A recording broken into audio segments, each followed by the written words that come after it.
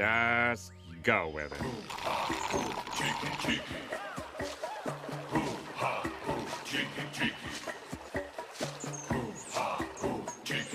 Howdy, howdy, it's your old pal, Tiki the Hut.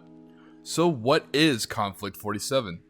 Well, I'm going to be putting out a playlist full of videos that'll cover the lore more chronologically and in depth, but I can give you a very broad intro. History as we know it changes in about 1943. This is where the Konflikt 47 diverges.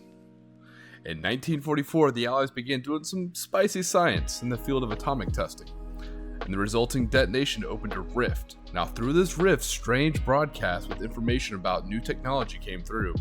The Allies then decided to use its first and only atomic bomb that it developed to hit Germany hard, trying to force a surrender from the Axis powers. Now, this resulted in the city of Dresden being bathed in atomic fire. Now, spoiler alert, Germany did not surrender. The atomic weapons have not been used since. However, another rift opened at the bomb site. So now both the Allies and the Axis have access to rift technology. The Allies failed to share the new technology with the USSR, and this caused that mistrust to reach a flashpoint. Now World War II has become a three-way melee between the Allies, the Axis, and the USSR. Now, many countries have decided to side with either the Axis or the Allies, desiring these marvels of technology from the Rift. The USSR has used spies to acquire Rift technology from both of its enemies. Each of the major factions have focused this Rift technology into exciting new fields of science, resulting in very unique units, vehicles, and weapons. So what's different from bolt action? So some of the rules are a little bit different. This will allow some new units and weapons to mesh well and really shine. This mostly focuses on hand-to-hand combat, but there are a few other changes.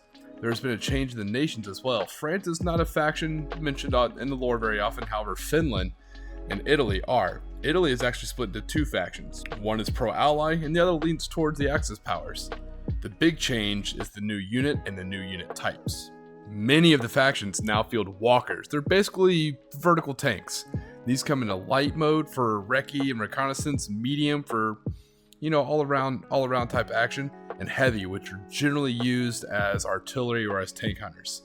Some even have unique abilities. Each faction also has their own version of heavy infantry. Again, they're all unique. Both Germany and the United States also have access to unique jump infantry. Imagine airborne troopers, but they use jetpacks. Now, the Allies and Axis and the Soviets have all decided to start tampering with human DNA using Rift technology to create either versions of super soldiers or unholy half-human, half-beast warriors. Little column A, little column B.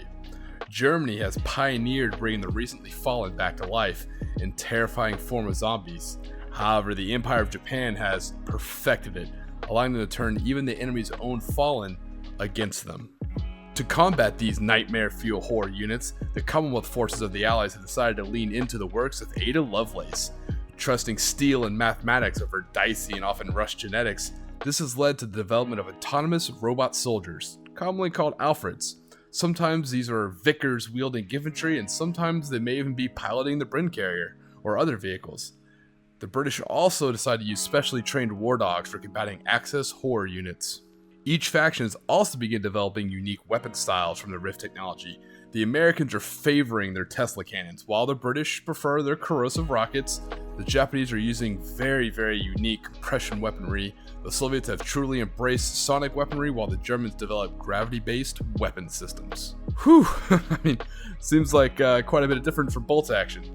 So, one of the other questions is, why play Konflikt 47? I have a few reasons why I recommend giving Konflikt 47 a go, and here they are, in no particular order. Konflikt 47 is a great game for those who think they would like World War II or historical tabletop wargaming, but they're worried about the strict army list that have to be based on history, or even being told that those silver paints need to be painted blue because in year such and such they were issued. That doesn't come up often in Konflikt 47. Some people may even be worried about being labeled a certain way due solely to the faction of little plastic models that they decide to collect or field. Konflikt 47 lets you play in a fictitious alternate universe. You want to do an Italy versus Japan match? Sure. You want to invent your own allied armored company? Sure. You want to have a Folsom Jaeger unit in custom jungle camouflage fighting in China? Sure, why not? The freedom to model, paint, and play units different than what is found in a history book can feel very attractive and welcoming to new players. Speaking of new players, let's say the quiet part out loud. Tabletop wargaming can be expensive. For many, this is a luxury hobby, and that alone can be a barrier to entry. Some wargamers stick to one game system because they have already sunk X amount of disposable income into that one game or faction and don't want to start a new game system and have to start from scratch again. Their wallet would not be amused. This is what I like about Konflikt 47, is that it's very compatible with bolt action. So when you buy bolt action or Konflikt 47 units, for the most part, they can be used in both systems. Not always the true, but for some.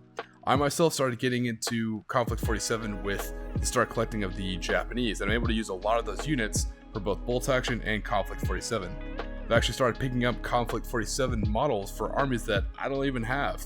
This is just when I ask a bolt action player to play, all they have to do is bring their already familiar bolt action army and just plug and play with some of these few weird War II style units, and poof, they got themselves a nice Konflikt 47 army ready for the battlefield. Now, taking a look at some of these Konflikt 47 starter boxes, if you take out the walkers and the heavy infantry that are often included, you still have many vanilla bolt action units, and many of the vehicles that come with Rift technology, they'll sometimes come with their vanilla weapon loadout also on the Spruce or Blister. Bolt action players don't have to start over for Konflikt 47, and the same is true the other way around. Most Konflikt 47 armies have some vanilla units that can fill out the ranks. Usually.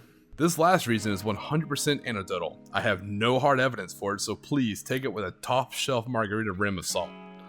Bolt action and Konflikt 47, in my experience, is an absolutely amazing community. You can truly find what you want. Do you want a crunchy, tactical, friendly, but competitive scene? Got it. Check out most tournaments.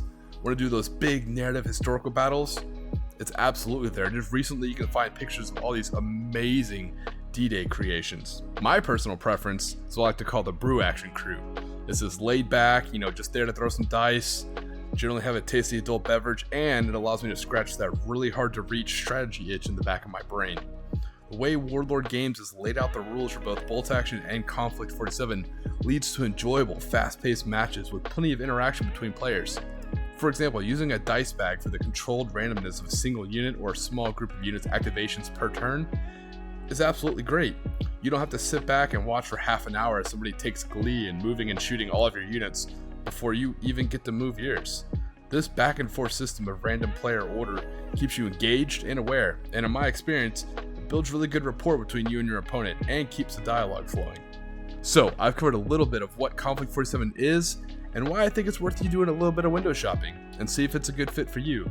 There is a link to Easy Army in the description. It's an easy way to build an army list. Also, if you have a smartphone, Warlord Games has their own proprietary app as well. Now, I have very lightly covered just some of the lore that goes into Konflikt 47. If you'd like to know more, please do keep an eye on the channel because more videos will be coming out.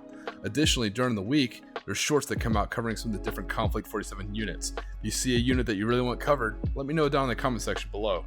And as always, stay safe, stay hydrated, and don't forget to relax today, because you're on Tiki Time.